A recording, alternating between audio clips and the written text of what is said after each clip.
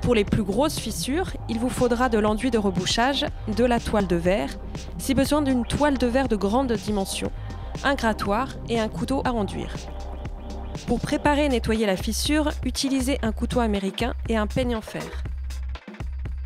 Il est important de se protéger pour bricoler. Quelle que soit la méthode utilisée, portez une paire de lunettes, un masque et des gants.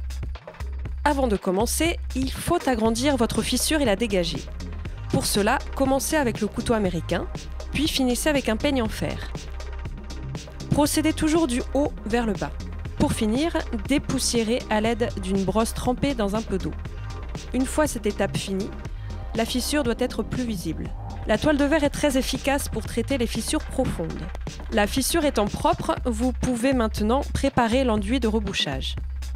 Pour préparer cet enduit, vous devez simplement mélanger votre sac d'enduit avec de l'eau et bien mélanger. Vous devez obtenir une texture qui tienne au couteau à enduire quand celui-ci est retourné. Appliquez votre produit tout le long de la fissure en commençant par le haut à l'aide de votre couteau à enduire. Si vous devez appliquer l'enduit sur des zones délicates et plus petites, n'hésitez pas à changer d'outil et à en utiliser un plus petit. Une fois l'enduit appliqué, posez votre toile de verre tout le long de la fissure par petits morceaux. Adaptez la pose à la surface et aux difficultés rencontrées. Une fois la toile posée, appliquez une nouvelle couche d'enduit à l'aide de votre couteau et lissez.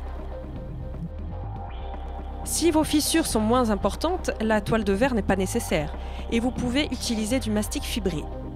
Une fois vos fissures traitées, il est nécessaire de lisser le mur à l'aide d'un enduit de lissage.